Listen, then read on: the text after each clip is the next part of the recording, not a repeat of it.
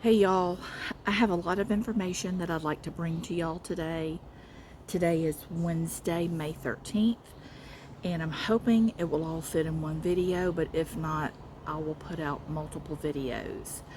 If some of this information, it may be the first time some of you have ever heard it. I just ask that y'all stick with me no matter how crazy some of this stuff sounds. Stay with me because we all need to be aware of this information. It by no means is all inclusive, and it's only touching on some things. It's not necessarily a deep dive. There just simply isn't the time, but I wanted to bring some pertinent information so that we all can be aware of what's going on and what we can expect in the coming days. Okay, let's get started. Global elites run the world. And I'm going to be reading. I've been working on this for days and I've written out what I wanted to write. So, global elites run the world. The Rothschilds, Rockefellers, Morgans, and such as that, as in JP Morgan Bank, the banking systems. Their plan for a new world order has been in place for years through Freemasonry, which is a satanic organization.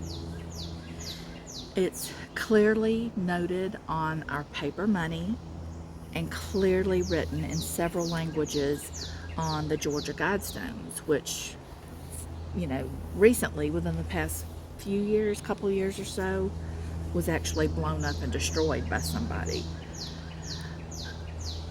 And periodically through this video, I'll put information up on the screen for you to see. The Latin phrase Novus Ordo Seclorum literally means new order of the ages. Order out of chaos originates from the Latin phrase ordo ab chao, historically associated with Freemasonry and symbolizing the creation of structure from disorder.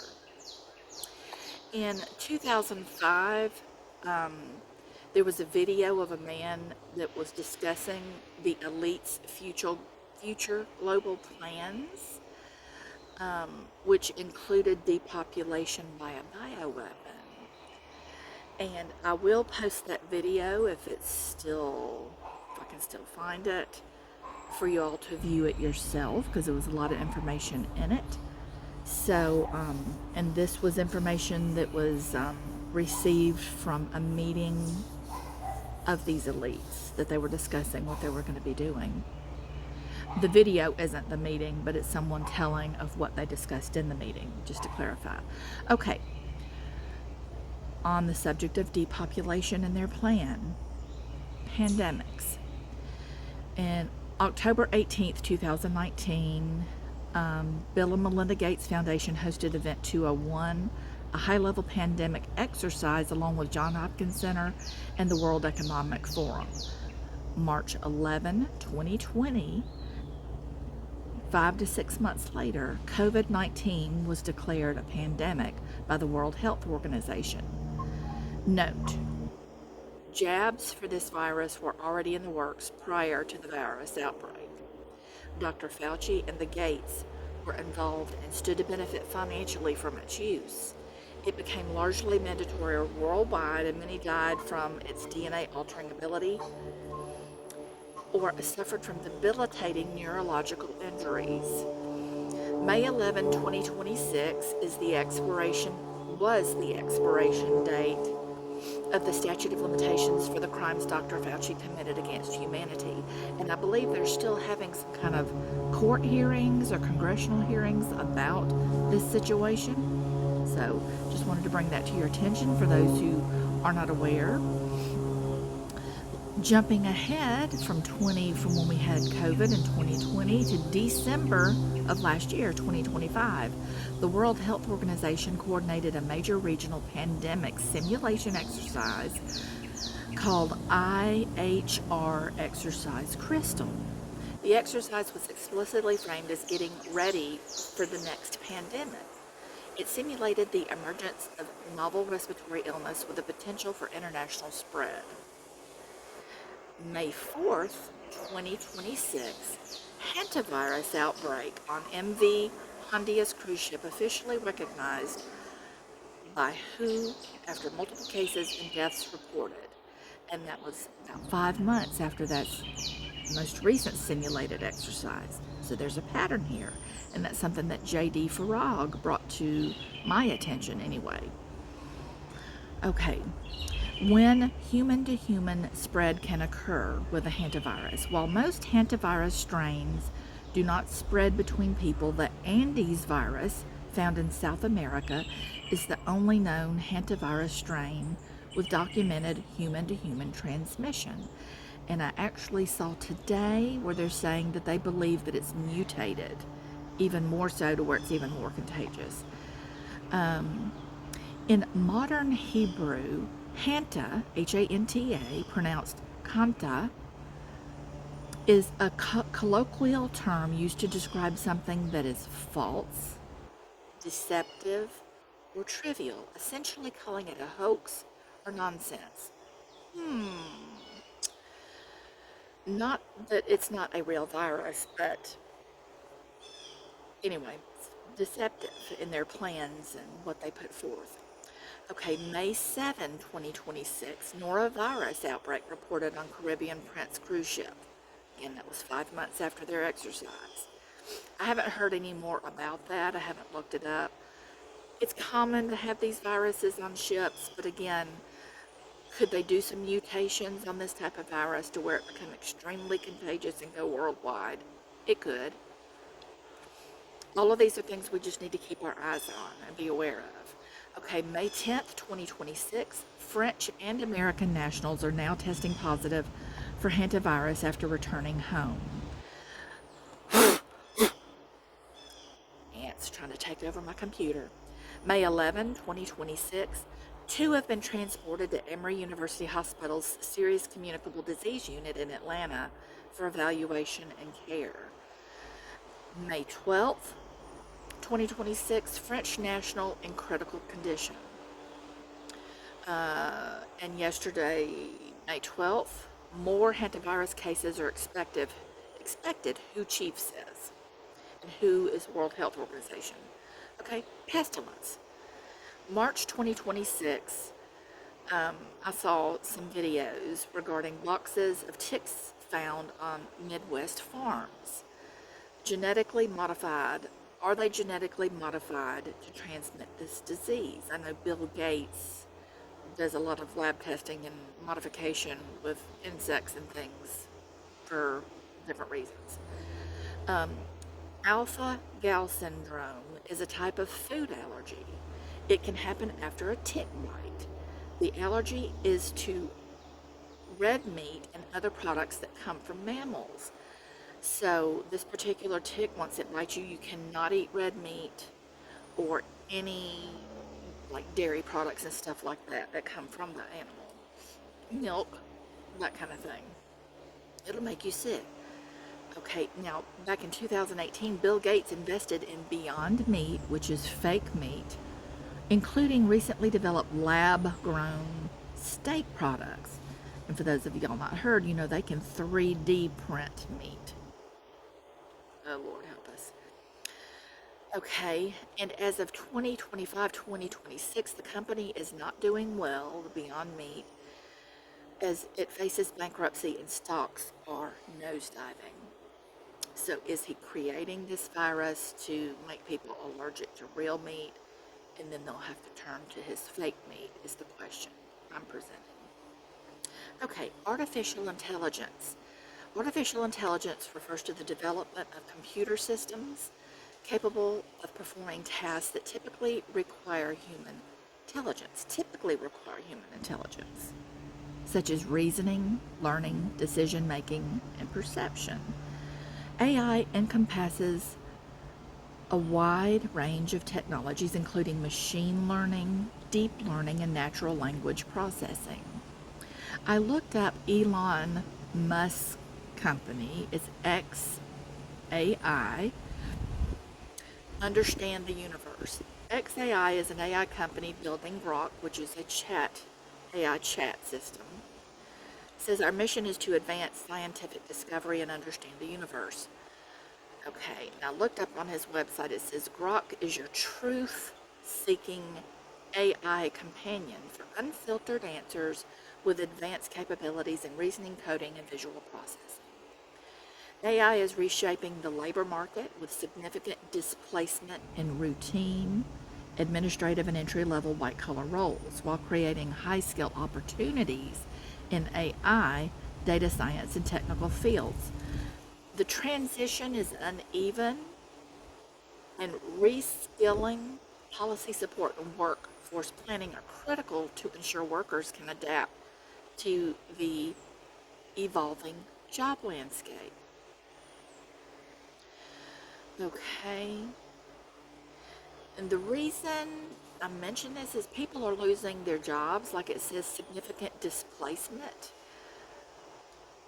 You can look it up anywhere, and I won't dive into that, but a lot of people are losing their jobs because of AI, and this is a serious problem. Like it says, it's critical for people to re-educate themselves in other areas, more high-skilled jobs. So this is a big issue. The current impact, like it says I have right here, in the United States, AI is currently erasing approximately 16,000 net jobs per month in 2026, with AI substitution removing about 25,000 jobs. This is sinister, y'all. It's sinister. Oh, but it's supposed to help you. That's why they're bringing it, to make human life easier. Ay, ay, ay. AI data centers consume billions of gallons of water annually, both directly for cooling and indirectly through electricity generation, with single facilities using up to 5 million gallons per day.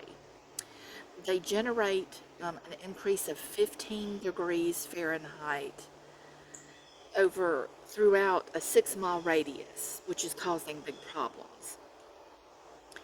The current scale, as of 2026, the U.S. hosts more than 4,000 AI-focused data centers, making it the global leader in AI infrastructure.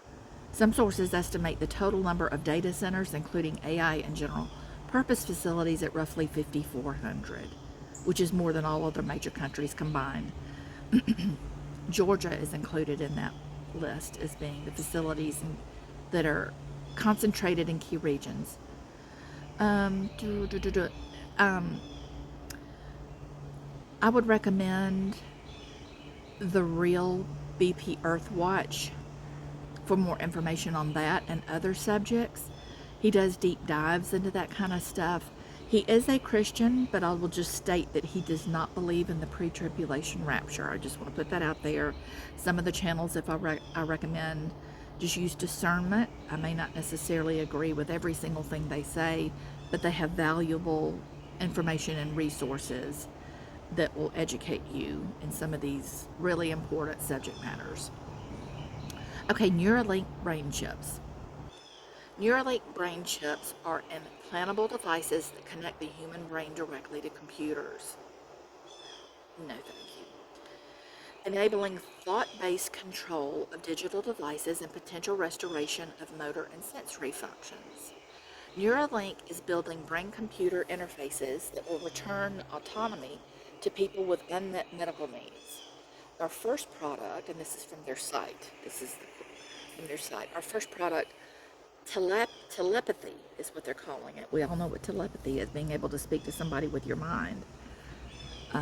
Aims to enable people with paralysis to directly control computers, phones, and robotic limbs using their thoughts alone. I did go to the Neuralink site, and it is very interesting. And I'm not saying things that are good, that can be used for bad, can also be used for good, and vice versa. There's being some good done from this Neuralink thing, the brain chip, but I think ultimately it's going to be used for bad. So I'm not poo-pooing the benefits that people are receiving from this, because it's a wonderful breakthrough, but it's going to be used for sinister reasons in the days ahead. I watched an interview at Pounder's Quest YouTube channel with Dr. Joy Pugh. And so I'll have that up on the screen and a link. I'll put as many links as I can in the description box for you to click on these videos and things that I suggest. And Dr. Joy Pugh is a Christian, and she's done over 50 years of research on all these conspiracy theory type subjects. Just amazing. She's done a lot of different interviews, so you could easily go on, put her name in the search, and you'll have available all kinds of interviews that she's done. It's very eye-opening, and I encourage everyone to watch.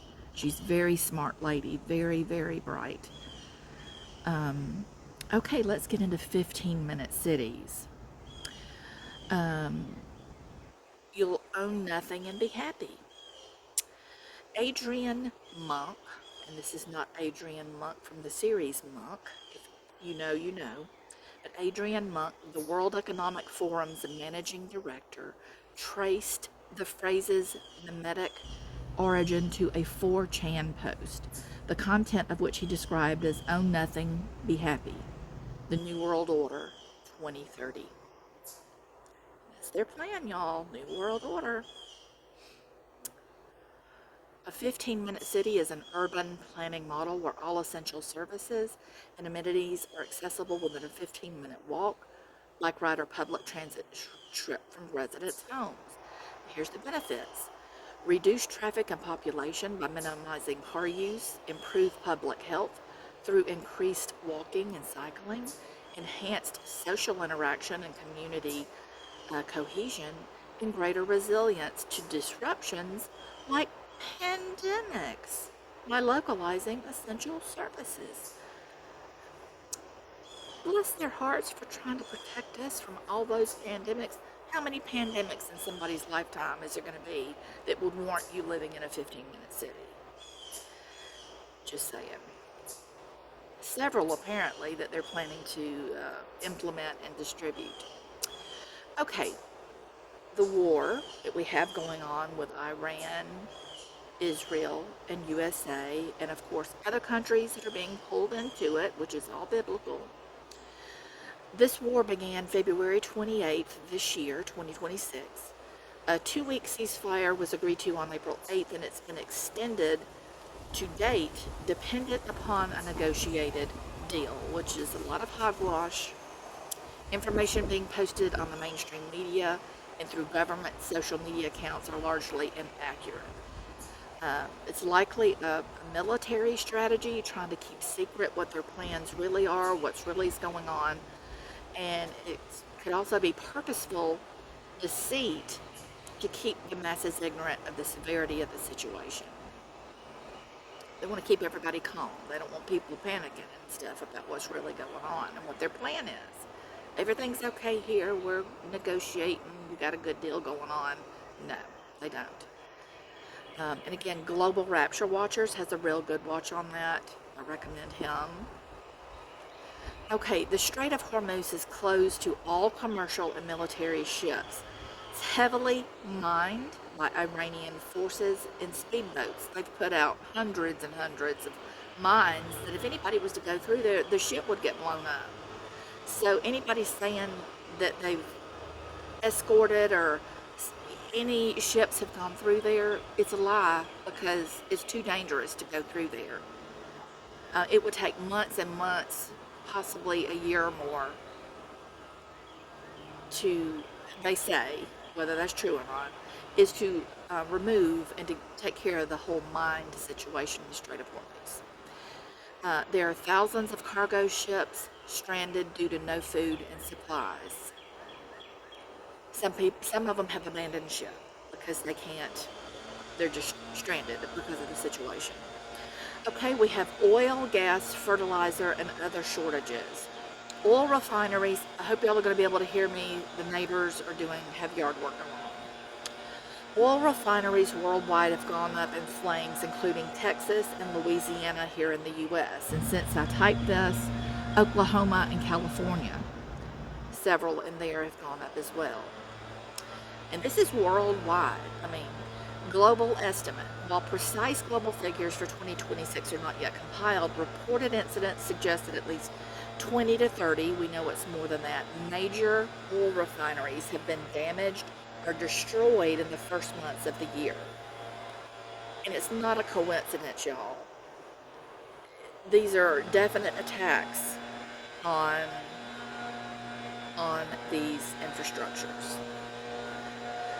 which will be devastating, okay? Karg Island, which is just up, not too far away from the Strait of Hormuz, is dumping the Karg Island oil dumping. So there's oil dumping going on there. What's happening and what it means. Satellite imagery in May 2026 has revealed massive oil slicks near Karg Island, Iran's main oil export terminal, sparking both U.S. and Iranian narratives about the cause. Speculation is Iran's doing it on purpose. An artillery fire would cause the whole Strait of Hormuz to be in flames.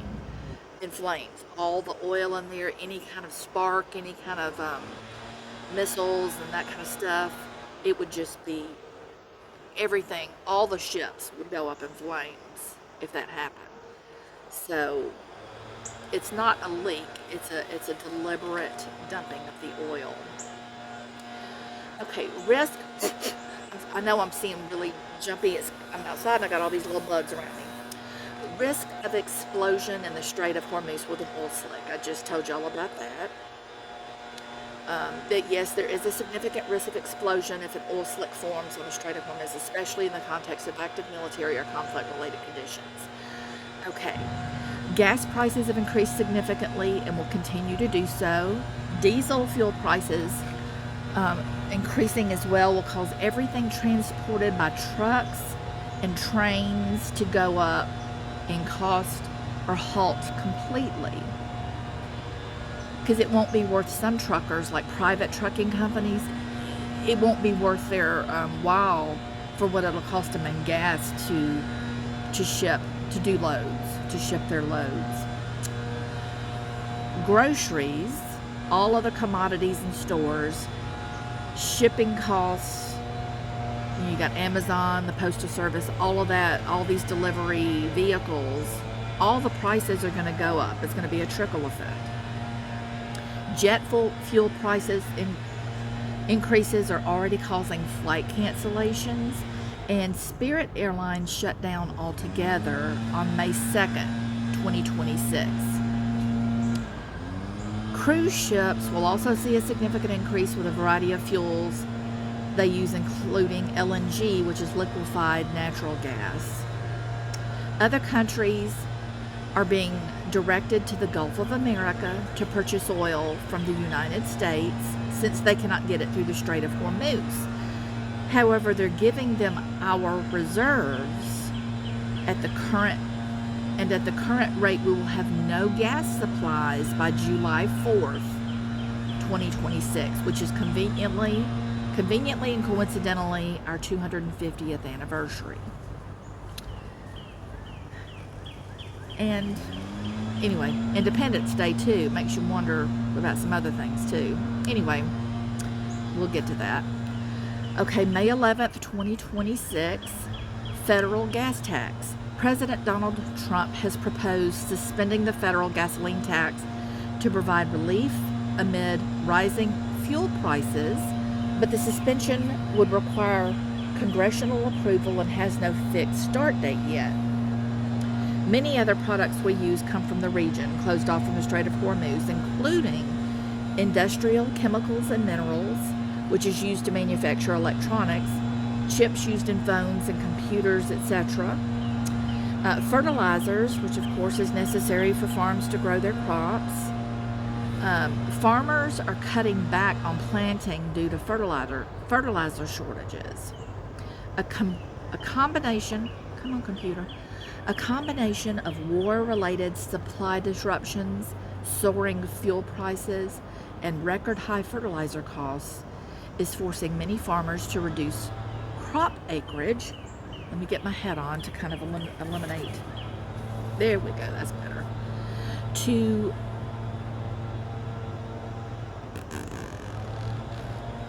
Where was I at?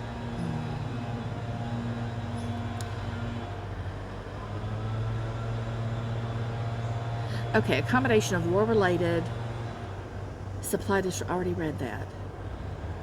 Record high fertilizer cost is forcing many farmers to reduce crop acreage or skip planting entirely. Pharmaceuticals. India, a major U.S. generic drug supplier, relies on the strait. While most distributors hold 30 to 60 days of stock, prolonged disruption could eventually affect U.S. medicine availability. These are important things. I'm taking like 10, 11 prescriptions, so this will affect me directly for sure, and many of y'all, I'm sure, as well. May 12, 2026, President Trump and other elite officials, including Elon Musk, are on their way to a meeting with Xi in China, President Xi. The purpose is to confront Xi with regards to supplying Iran with military equipment and etc., to possibly give him an ultimatum of compliance and not doing this anymore. Do not supply Iran, or we will remove our large businesses and production from China, such as Tesla. Tesla has a huge production facility in Shanghai. The meeting was supposed to take place on May 14th, but will be on May 13th instead. That's today. The reason possibly for them changing the date, May 14th, 1948, was the declaration of the establishment of the State of Israel. May 14th this year, 2026, Israel will be 78 years old. Now, May 14th and 15th this year also marks Yom Yerushalayim, Israel's national holiday commemorating the reunification of Jerusalem in 1967 during the Six-Day War. So it may have something to do with that. I'm not sure. Is why they changed the date. Okay, 2026 Utility Infrastructure Executive Order, key points. In April 2026, the U.S. President issued a presidential determination under Section 303 of the Defense Production Act of 1950 as amended, designated certain grid infrastructure and supply chain components as critical national defense items. This action followed Executive Order 14156 from January 20, 2025, which declared a national energy emergency. The administration found that, I'll try to abbreviate this, that the electric grid is aging and constrained, and it's posing a growing threat to national defense. There's just, our grid is outdated and it's at risk of going out. It would be an easy target. All utility plants, grids. In summary, here we go. The 2026 Utility Infrastructure Executive Order is a defense-focused measure to secure the U.S. electric grid by prioritizing domestic production of critical grid components, domestic production, ensuring supply chain resilience, and safeguarding national security in the face of aging infrastructure, foreign supply risk. Basically, because we can get nothing through the Strait of Hormuz right now, this is to a plan implemented that I know he's already asked car dealerships to change their manufacturing to accommodate making military equipment and artillery. And so I'm sure it would be the same thing with making these supplies necessary for our power and utility structures, so that there would be a continuation. If there would be a grid down, that they would be able to repair it and get it back up and going, that we wouldn't be at a standstill because we can't get supplies from China or wherever because of the blockade. Don't you like my demonstration, my block? You're liable to see some squirrels and birds behind me. Okay, on to the next. Other potential threats include cyber attacks and EMPs. A cyber attack is an intentional effort to steal, expose, alter, disable, or destroy data through unauthorized access to a network, computer system, or digital device. These attacks can be motivated by various reasons, including data theft, financial fraud, or even acts of war. And that's what it would be in this case if we suffered that. I mean, you got hospital systems, banks, governments, I mean, just military, some really serious things could be hacked into that could really, really be a huge problem, cause big time issues and such. Okay, an EMP is a sudden burst of electromagnetic energy that can disrupt or damage electronic devices and electrical systems. Natural EMPs are solar flares or coronal mass ejections from the sun. And there have been quite a few of those in the days. There's a lot of sources, videos and stuff on that you could look up that cause problems, disruptions in connections and things when there are solar flares. There's man-made EMPs, which is high-altitude nuclear detonations. Okay, the effects on electronics and infrastructure. The primary danger of an EMP is disruption of modern technology, which would be devastating for humanity in this current modern age. It really would. When the power goes out, people freak out because they can't use their laptops, they don't have any internet, all that kind of crazy stuff. It's just, people don't know what to do with themselves. Especially the younger people. The older people who knew what it was like before all this new technology can do a puzzle, do a crossword puzzle, read, can keep yourself busy without freaking out. But anyway, there would be power grid failures and transformer damage, it would disable vehicles and electronic systems, disruption of communications, computers, other critical electronics, interference with satellites and navigation systems.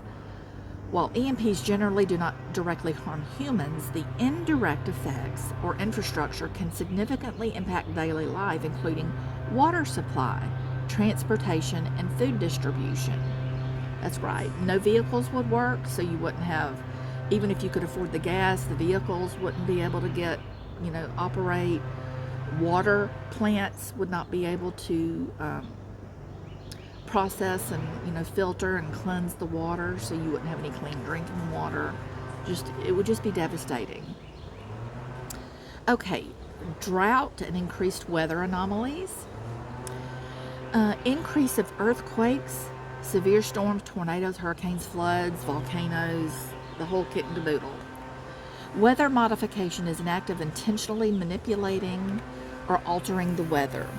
The most common form of weather modification is cloud seeding, which increases rainfall or snowfall, usually for the purpose of increasing the local water supply.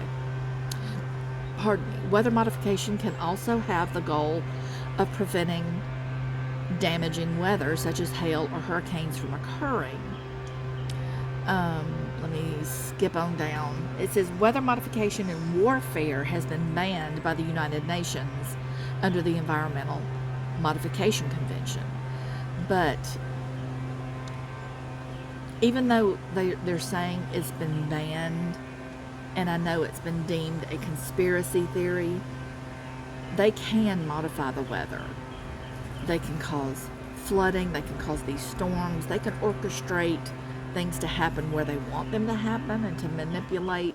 So that is a thing. So just to make you aware of that, if you're not already. Okay, farmers are selling cattle due to feed shortages, and this is from the drought. Farmers across the U.S. and Australia are facing record cattle sell-offs as drought, extreme heat, and feed scarcity or expense. I've heard that the feed is just outrageously expensive, that they just can't afford to keep their cattle anymore, that they have to offload their livestock to protect their operations. And that in turn will, of course, increase beef prices even more. It is insane, the cost of beef prices. Y'all go on. Y'all already know this, I'm sure. It's just insane. The world is going according to their plan, just not fast enough for them, though. Okay, 2026 wildfire season outlook amid severe drought. Experts warn that 2026 could be one of the most dangerous wildfire seasons in recent U.S. history, driven by widespread drought, historic heat, and low snowpack. Farms are being completely destroyed by wildfires, and many people are losing their homes. For example, in Georgia, South Georgia, there have been about 55,000 acres, and a lot of that was farmland. So that is a serious problem. It's going to cause food shortages in a major way. And it's not just Georgia. I mean, it's all over. Okay, markets and banks collapse. As things continue on the current course, the financial systems will crash.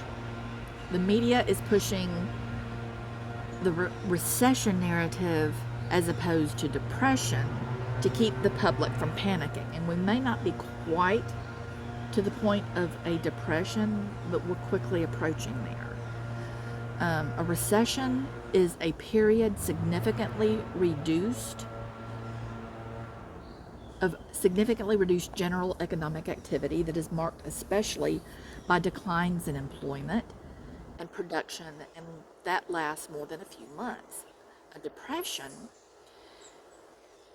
and of course these are in terms economic definitions, a long-lasting period of greatly reduced general economic activity marked especially by widespread unemployment and declines in trade and production, and often by deflation.